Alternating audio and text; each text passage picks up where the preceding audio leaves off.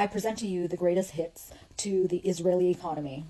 Over the course of the year-long genocide, I have observed these 5 or 6 coffin nails that I think have done the job to make Israel go the way of the South African apartheid regime.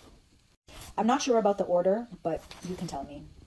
Number 1 has got to be the downgrade of Israel's credit rating on the world markets.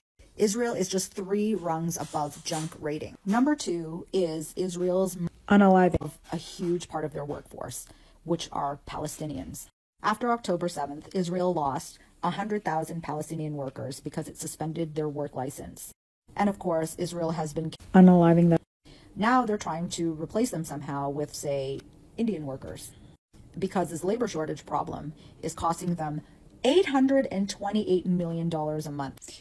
Next has got to be the Houthis' choke point at the Red Sea that has blockaded all imports and exports in and out of Israel. This has led to the outright bankruptcy of one of Israel's 3 ports, the port of Eilat. The port city has been paralyzed for months on end, and the Houthis are 10 toes down with the Palestinians. They aren't letting up, they just need to tweet, and insurance rates skyrocket. And at this point, no major shipping company wants anything to do with going through the Red Sea.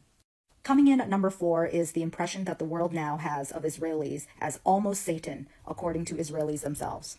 Here we've got filmmakers, publishers, producers, artists, creators, and musicians all saying that they are unwanted internationally.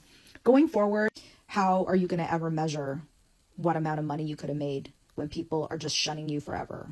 That's what's happening to the Israelis. Israel's pride over its pager attacks against the Lebanese has eroded every last bit of trust left. What tech or digital venture in the world would ever want Israel either up or downstream in its supply chain after something like this? So Israel is just going down in the annals of history next to Joseph Goebbels as a manufacturer of public consent for war. Number 5 has got to be the self-trashing of Israel as a progressive liberal society, because even Israelis, before October 7th, have realized that it is a fascist state and have been quietly exodusing. Doctors have left, academics have left, tech workers have left. They've been incorporating in the United States instead because they don't want their tax money going towards funding fascist ideas.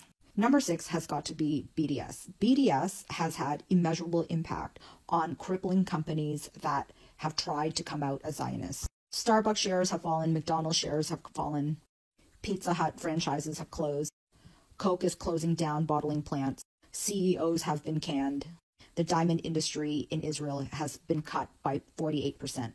The biggest boycott against Israel is, of course, Israel itself. Its tourism industry, which is reportedly worth $5 billion, has tanked. Nobody wants to give this genocidal, freakish, rogue nation any money.